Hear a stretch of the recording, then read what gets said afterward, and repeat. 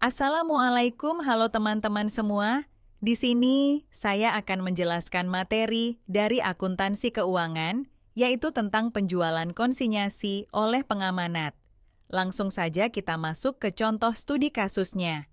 PT Lantun Maju adalah produser mebel dan alat-alat rumah tangga yang menjual produknya, sebagian atas dasar perjanjian konsinyasi. Transaksi penjualan konsinyasi dengan toko Nusantara yang berlangsung dalam bulan Juli 2024 adalah sebagai berikut, yang terjadi di tanggal 5 Juli 2024, yaitu A. Pengiriman 10 unit meja dan kursi tamu model UK 190 kepada toko Nusantara untuk dijual dengan harga sebesar Rp3.000.000 per unit. Harga pokok produksi per unit adalah Rp1.800.000. Komisi penjualan ditetapkan 20% dari harga jual, dengan semua biaya yang dikeluarkan oleh komisioner menjadi tanggung jawab sepenuhnya pihak pengamanat. B. Dibayar ongkos angkut pengiriman Rp500.000 dan Rp250.000 untuk biaya pengepakan. 1. Pencatatan Wijaya Furniture, pengamanat. Nah, di sini kita harus mengalokasikan biaya terhadap 7 unit meja dan kursi yang belum terjual. Berikut penjelasannya. 1. Harga pokok produksi. Di soal tertera bahwa harga pokok produksi yaitu sebesar Rp1.800.000 per unit. Maka untuk yang di kolom 10 unit itu totalnya Rp18 juta hasil dari Rp1.800.000 dikali 10 unit.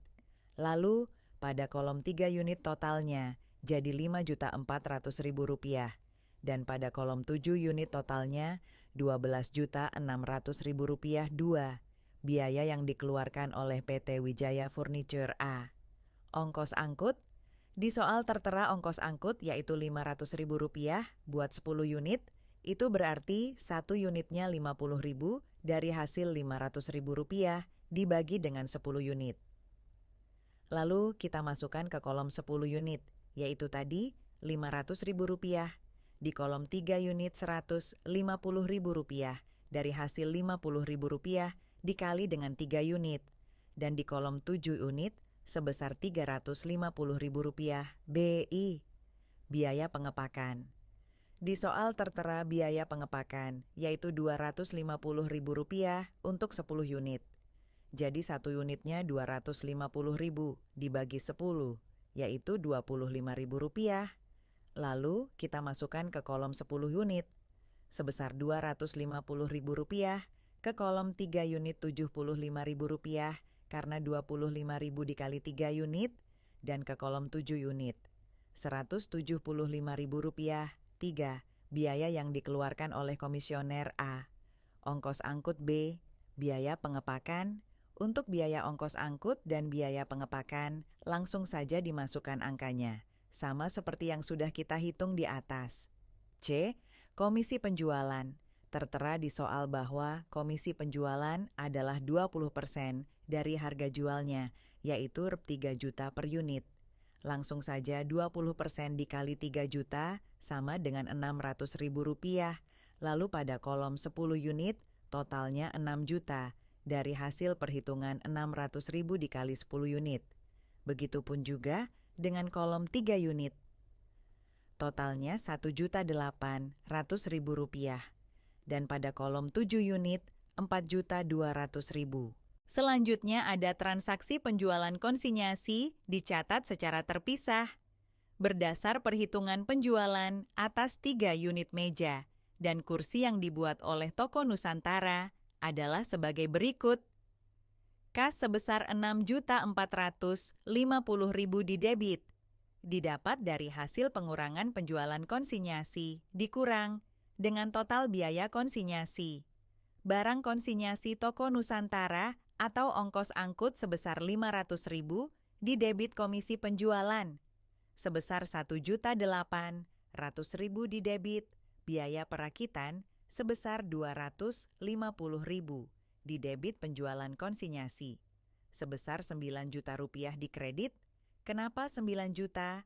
Karena harga jual per unitnya kan 3 juta. Nah, yang sudah kejual 3 unit, jadi 3 juta dikali 3, yaitu 9 juta. Pencatatan dan pengakuan atas hasil penjualan konsinyasi itu kemudian diikuti dengan pencatatan terhadap harga pokok penjualan dan biaya yang bersangkutan dengan barang konsinyasi.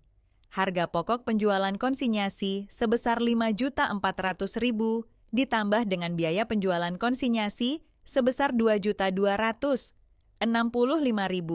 Maka barang konsinyasi Toko Nusantara sebesar Rp7.665.000.